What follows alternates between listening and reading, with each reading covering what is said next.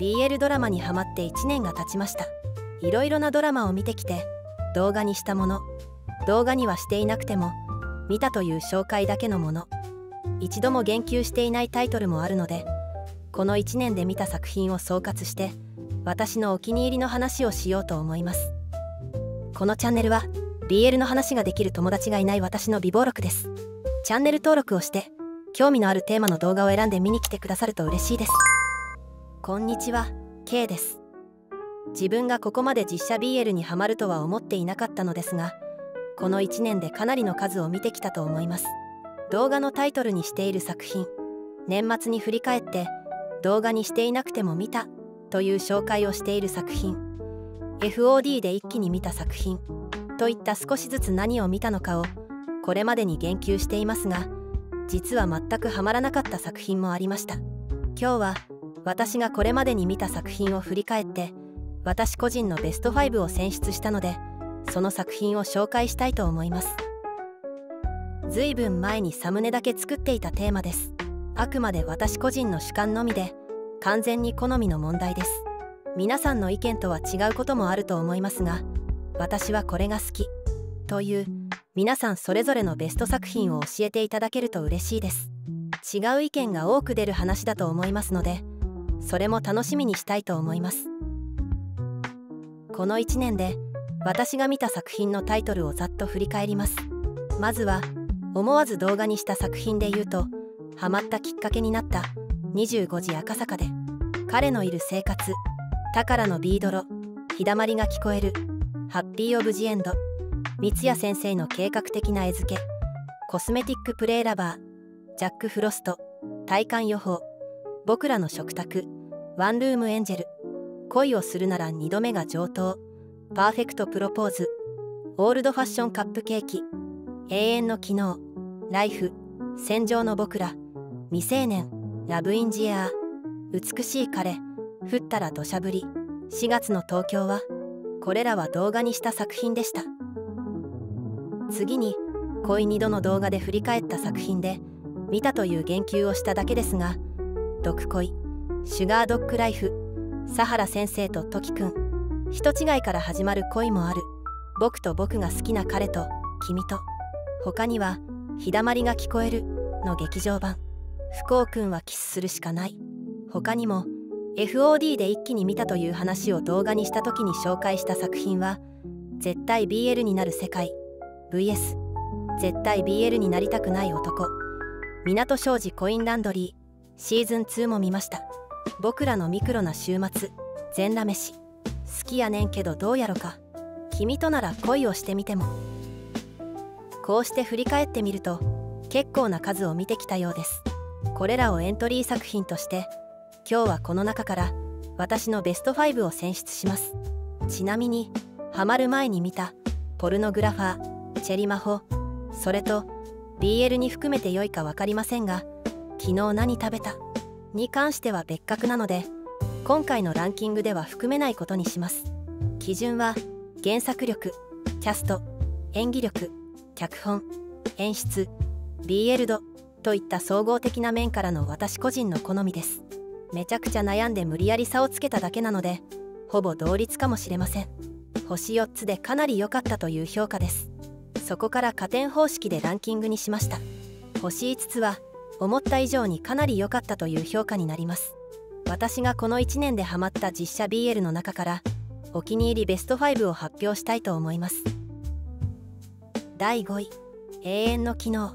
原作小説はずいぶん前に読んだのでドラマは新鮮な気持ちで見ることができました。実写で見ると2人のピュアな思いや最初の衝撃から悲しい結末に向けて小説原作の濃厚な作品に涙が止まらなかったです。これは完全版と両方見ました。原作小説は角川版も購入したのですが、実はまだ読めていません。悲しい結末は辛いので余裕のある時に読みます。キャストの2人もすごく良かったです。この作品に言及した動画のリンクは概要欄に貼っておきます。第4位、25時赤坂で。これは私がこの1年実写 BL にハマるきっかけになった作品です。1話を見た時にキャストの2人がすごく良かったのと、原作と違うのに世界観が25時赤坂でになっていて、空気感がすごく好きな作品だと思いました。毎週楽しみに見て、ちょこっと感想動画を作り始めました。あさみさんと白崎くんの2人がそこにいて、毎週ニコニコしながら最後まで楽しみました。ここまで原作を改編すると賛否あるのかもしれませんが、ドラマ版としては別物として見ることができてよかったです。原作が大好きな作品なので、白崎くんのイメージがところどころ気になる場面もありましたが、最終話までのトータルで見るとかなり良かったです。この作品に言及した動画のリンクは概要欄に貼っておきます。第3位、美しい彼。これも強いタイトルですね。原作が好きすぎるので見るまでに時間がかかってしまいました。シーズン2と劇場版にまでなっている作品なので、結果的に見てよかったです。1年間多くの BL ドラマを見て楽しんで、慣れたところでこの作品を見たのも良かった気がします。清居のキャラクターがぶっきらぼうで口数が少ないところから始まっているので、演技力の方も思ったほど気にならなかったです。ちょっと心配していたのが、八木勇征くんの幽霊やちっちゃいのを見た時に1話冒頭で脱落してしまったせいなのですが、完全に杞憂でした。平は喫音持ちの難しい役ですが、萩原陸くんのうまさが際立っていた気がしました。原作とは設定が違って、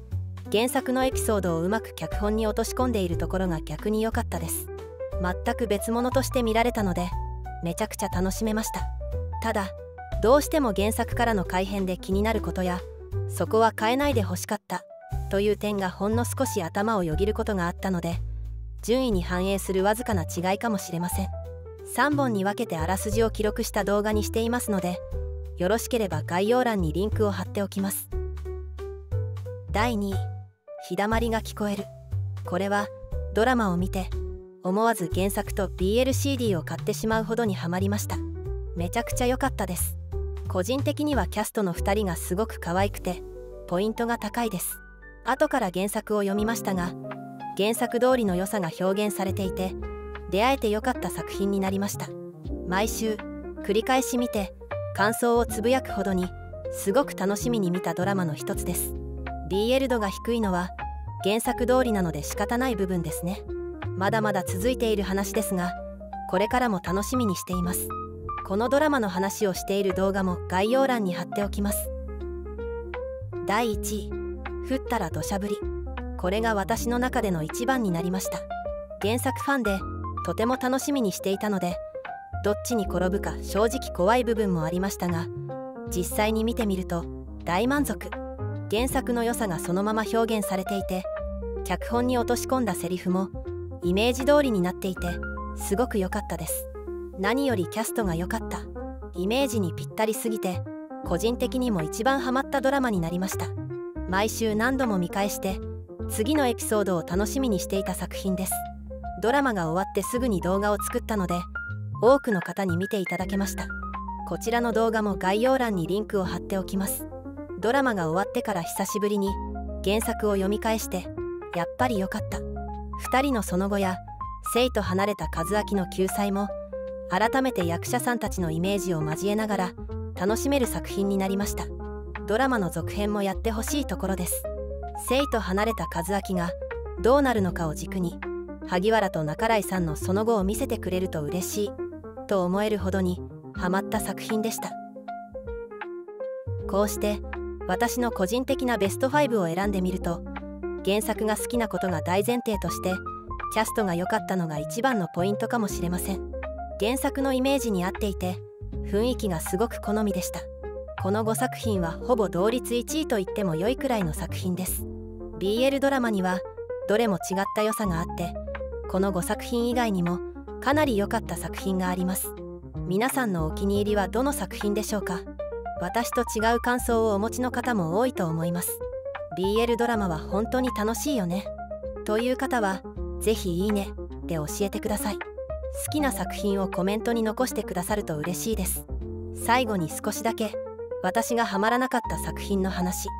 楽しんでみた方にとっては気分を悪くされるかもしれません。あくまで私個人の感想というだけの話なので、気軽に聞き流していただければと思います。マイナスの話は聞きたくないという方はここで見るのをやめることを推奨します。私にとってのごめんなさい作品3選。これまでに見たことを一度も言及したことがない作品です。1つ目はおっさんずラブ。これは全くハマれなかったです。逆に楽しく見た方が多いのも、これで BL ドラマに勢いがついたと言われるのもわかる気はしますが、私には全く刺さりませんでした。個々のキャストは他のドラマや映画で見ると悪くないと思うのですが、どうも苦手な感じでダメでした。春田役田中圭さんの声を張り上げた芝居が苦手かもしれません。楽しく見た方には本当ごめんなさい。2つ目は義文。実写版の義文はごめんなさいという感じでした。原作が好きすぎるのでキャストが残念、キャラが原作のイメージと違う、脚本も残念。個々の役者さんたちは別のドラマや映画で見るとすごく良いので好きですが、義文のメンバーではないという、これは実写化してはいけなかった作品ではないかと思ってしまいました。あくまで私個人の感想です。上野山が柔らかいイケメンすぎてイメージが違っていました。真冬は空気感は悪くない気がしますが、でもちょっと違う、他では見たことがない役者さんでした。春樹も違う、明彦はもっと違う、みんないい役者さんたちなのに残念すぎて。初めて真冬が歌うライブシーンではなぜアカペラで始めるといったツッコミどころもたくさん。アニメ版と CD 版がそれぞれ好きで、原作ファンとしては実写化は難しかっただろうなと思ってしまいました。私にとっては別物として楽しめる作品ではありませんでした。楽しんで見た方には本当ごめんなさい。3つ目はドラマではなく実写化された映画の話です。生の役。これはドラマ CD を聞いて思わず原作を購入してしまうほどに良かった作品です。リライフと合わせて好きな作品なので、この実写化はあまりに残念でした。キャストが好みじゃないというのもありますが、何より脚本が残念すぎました。そこを変えたらダメでしょという思いが強く残った作品で、原作とは別物として楽しめる作品にはなっていませんでした。この原作を実写化するというチャレンジをしたことはすごいと思いましたが、別の脚本と演出であれば見てみたいと思った作品です。何度も映画館に足を運んだ方がいらした作品のようなので、好きな方にはハマったようです。私個人的にはごめんなさいという作品でした。以上、楽しんだ方がいる作品なのに私にはハマらなかったものでした。逆に私が好きな作品にはハマらなかった方がいても全くおかしくない話なので、それぞれの楽しみがあると思います。まだ見ていない BL ドラマや映画を引き続き楽しみたいと思います。ちなみに見たいのにまだ見られていないのは君には届かない。これはネットフリックスで見られるようですが、まだ見ていません。テンダンスが実写化されるというニュースがあったので、その時に合わせて見てみようと思います。チャンネル登録と高評価は動画作りの励みになります。BL の話ができる友達がいないので、皆さんの好きな作品、もしくはこれは苦手だったという作品も様々な意見を教えていただけると嬉しいです。 BL 日記、さくらはる先生原作の極道さんシリーズ、ついに桜木やや先生作画のコミカライズ版を買ってしまいました。これは YouTube で見て松田健一郎さんと興津和幸さんが声を当てていて、ふみもめちゃくちゃ可愛かったのでニコニコしながら何度も見てしまいます。概要欄にリンクを貼っておくので、興味のある方はぜひ見てみてください。小説も最初から読み返したい衝動に駆られています。大好きな作品です。